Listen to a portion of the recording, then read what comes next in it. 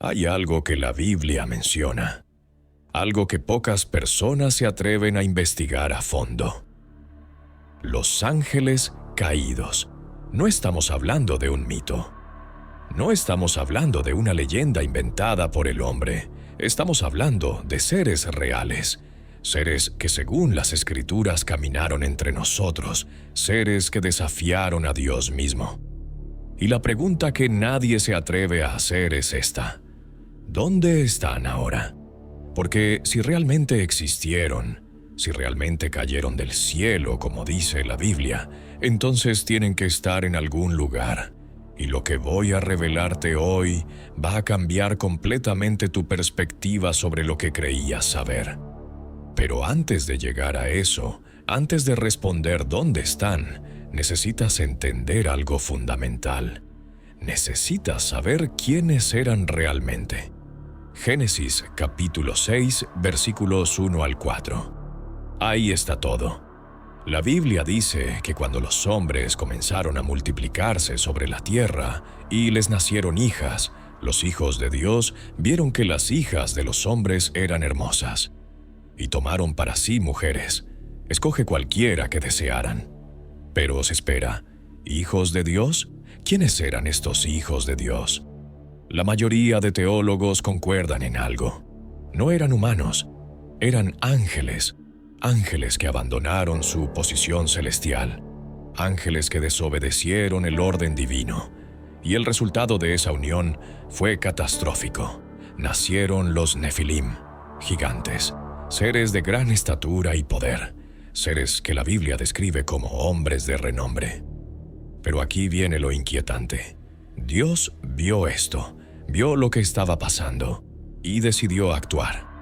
El diluvio no fue solo un castigo por la maldad humana, fue una purificación total, un reinicio. Pero aquí está la pregunta clave.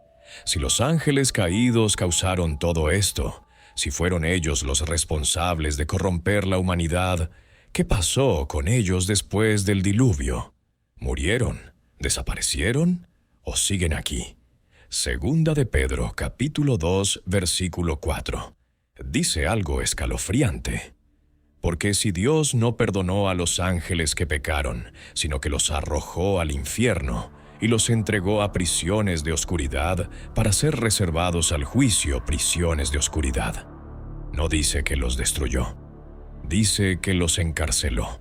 Los metió en un lugar de oscuridad total. Un lugar donde esperan el juicio final. Pero entonces surge otra pregunta. ¿Dónde está ese lugar? ¿Dónde están esas prisiones de oscuridad? Judas versículo 6 dice algo similar.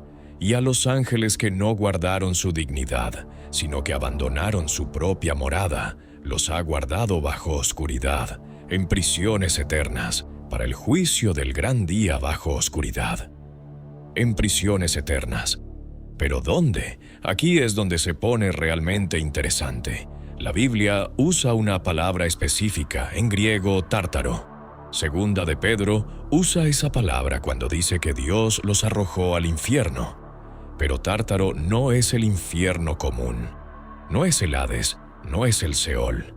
Tártaro es un lugar diferente, un abismo, una prisión dentro de la prisión. Los antiguos griegos hablaban del Tártaro como el lugar más profundo que el mismo Hades.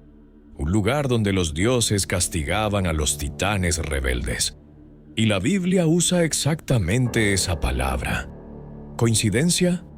O tal vez, solo tal vez, los antiguos sabían algo que nosotros hemos olvidado. Ahora bien, hay algo más que necesitas saber. No todos los ángeles caídos están encerrados. Efesios, capítulo 6, versículo 12.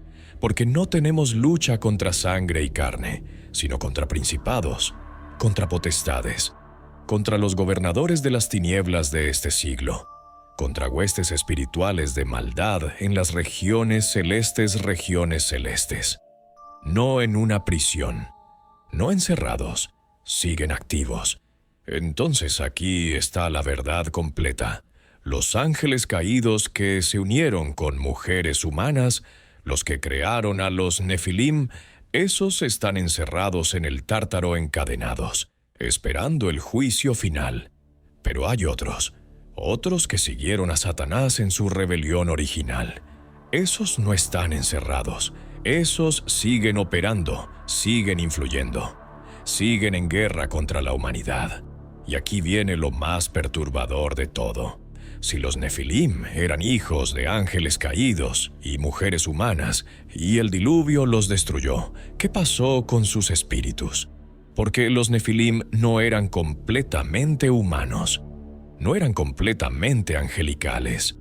El libro de Enoc, un texto antiguo que, aunque no está en la Biblia canónica, era muy respetado en tiempos bíblicos, dice algo inquietante.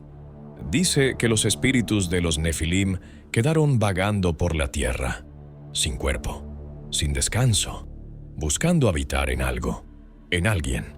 ¿Te suena familiar? Demonios.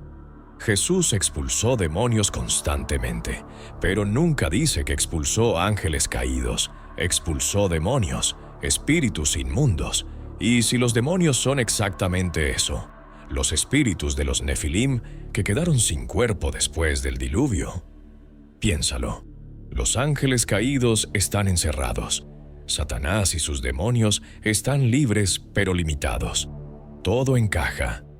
Entonces, volvamos a la pregunta original. ¿Dónde están los ángeles caídos ahora?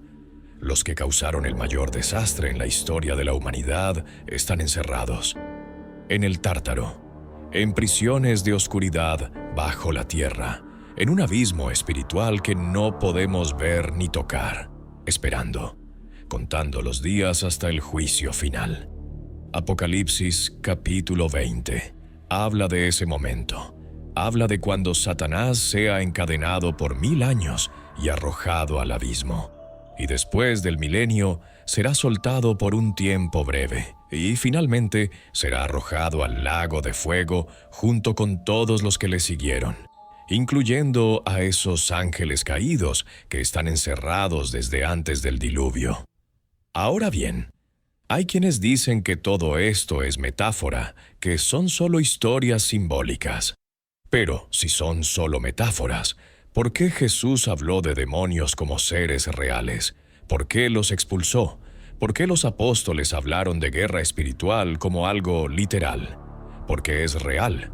Los ángeles caídos son reales. Su rebelión fue real. Su castigo es real. Y su destino final también es real. Están esperando en oscuridad, en cadenas. Pero no para siempre. Llegará el día del juicio, el día en que todo se revelará, y entonces todos sabremos la verdad completa. Pero hasta ese día, la pregunta sigue flotando en el aire. Si están encerrados, si están en prisiones de oscuridad esperando el juicio, ¿qué tan seguras son esas prisiones? Porque Apocalipsis habla de un momento en que el abismo se abre, y salen cosas de ahí. Cosas que hacen temblar la tierra.